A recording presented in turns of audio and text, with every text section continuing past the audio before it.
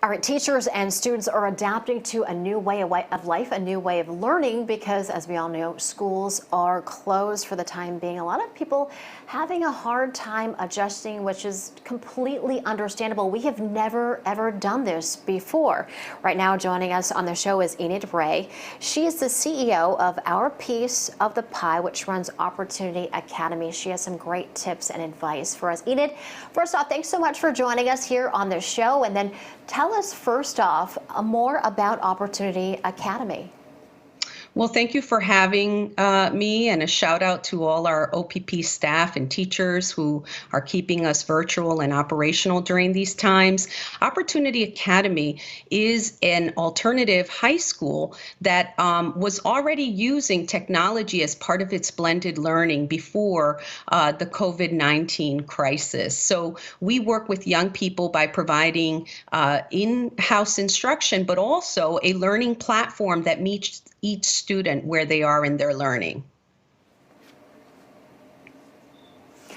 Now, obviously, this is a challenge for anyone and everybody, teachers, students, moms and dads, caregivers, students. And, I think it doesn't matter what age they are, they're probably having a difficult time with this, whether it be, problems focusing, adjusting to time management. What are the tips that you would have for them? Any advice? Yeah. Some of the tips that I would have is, our young people are very adept to technology, so we've let them lead in some ways. They have told us what platforms work better for them, whether it's Zoom or Skype or Facebook Live. So we've been using everything at our disposition. And we know that it's working because our young people continue to be engaged. We had over 25 classes completed, and of our 150 students, we know that 105 of them have continuously logged in. So my biggest piece of advice to families and teachers is, let's not look for perfection. Let's look for connection and find ways to keep young people engaged and involved in their learning. That's a really good point, something really important to keep in mind. Now, what about for teachers, educators who are listening right now and watching, and they're struggling as well? What are your tips and advice for them?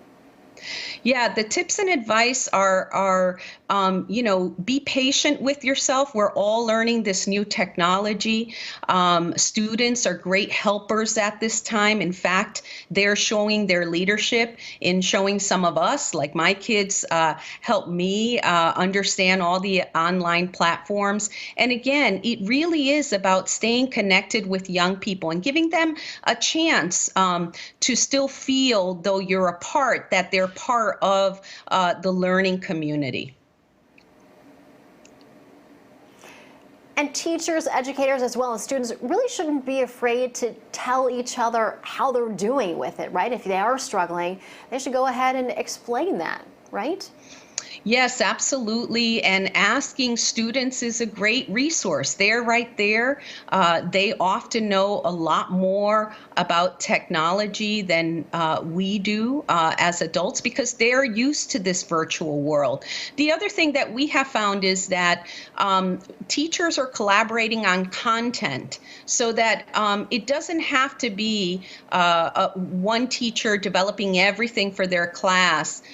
We are asking teachers to share good content, share resources like tutoring resources or good videos that they find on instruction, and that helps lighten the load. Enid, thanks so much. Great advice and tips to keep in mind as we continue on this challenging time. Thanks so much. We do appreciate your time. And well, thank you so much. We have more coming up here